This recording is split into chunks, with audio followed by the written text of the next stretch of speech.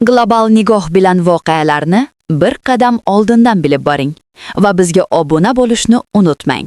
Vladimir Zelenskiy Myunxen xavfsizlik konferensiyasidagi chiqishi vaqtida Vengriya bosh vaziri Viktor Orbanni haqoratli tarzda tilga oldi. Bu haqda Strana nashri xabar berdi. Viktor o'z qornini qanday kattalashtirish haqida emas, balki Rossiya tanklari yana Budapesht ko'chalariga qaytib kelishini oldini olish uchun armiyani qanday kuchaytirish haqida o'ylash kerak, dedi Zelenskiy. Zelenskiy Orbanga nisbatan birinchi marta hurmatsiz fikr bildirayotgani yo'q. Avval ham u Vengriya yetakchisining Ukrainani Yevropa ittifoqiga qabul qilish maqsadga muvofiqligiga shubha bildirganida, uni shu fikrlari uchun ham tanqid qilgan edi. Vengriya bosh vaziri esa o'z navbatida Ukrainadagi shov-shuvli korrupsiya mojarolarini e'tiborsiz qoldirayotgan va Kiyev go'yoki korrupsiyaga qarshi ta'sirli islohotlar o'tkazganini da'vo qilayotganlarni tanqid qilgan. Shuningdek, u vengerlar puli mamlakat rivoji uchun sarflanishi kerakligini, ukrainalik oligarxlarning oltin suvi yug'urtirilgan vannalari uchun emasligini ta'kidlagan. AQSh prezidenti Donald Trump Ukraina bo'yicha kelishuvni bitta katta paket shaklida tuzmoqchi dedi Vladimir Zelenskiy. Bu haqda Guardian nashri xabar bergan.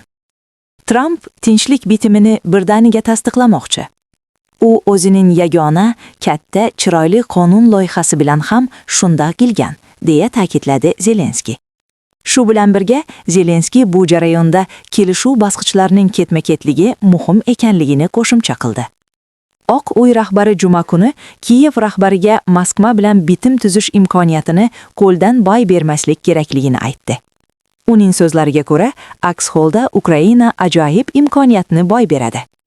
Avvalroq Rossiya tashqi ishlar vaziri Sergey Lavrov Yevropa va Kiyev AQSh muzokarachilarini chalg'itishga urinayotganini, ular Alyaskada erishilgan kelishuvlardan chekinishiga harakat qilayotganini bildirgan edi.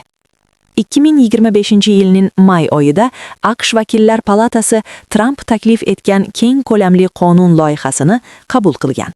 Norasmiy ravishda katta, chiroyli qonun, Big Beautiful Bill deb atalgan ushbu hujjat soliq imtiyozlarini uzaytirish va federal xarajatlarni 1,5 trillion dollarga qisqartirishni nazarda tutadi.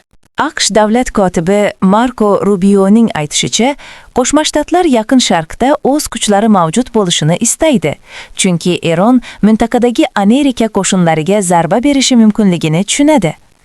Shubhasiz, biz mintaqada kuchlarimiz bo'lishini xohlaymiz, chunki Eron Yaqin Sharqdagi AQSh kuchlariga zarba berishga tayyor va bunga qodir ekanini namoyish etdi, dedi u Bloomberg agentligiga bergan intervyusida. Uning qo'shimcha qilishicha, Eron avval ham Yaqin Sharqdagi AQSh va uning ittifoqchilari harbiy bazalariga tahdid qilishga tayyorligini ko'rsatgan.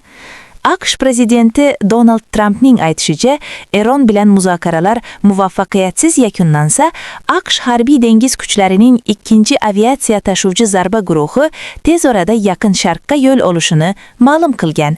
New York Times gazetasi xabariga ko'ra, Yaqin Sharqqa yo'l oladigan 2-chi aviatsiya tashuvchisi hozir Karib dengizida joylashgan Gerald R. Ford hamda unga hamroh kemalar bo'ladi. Global nigoh bilan voqealarni bir qadam oldindan bilib boring va bizga obuna bo'lishni unutmang.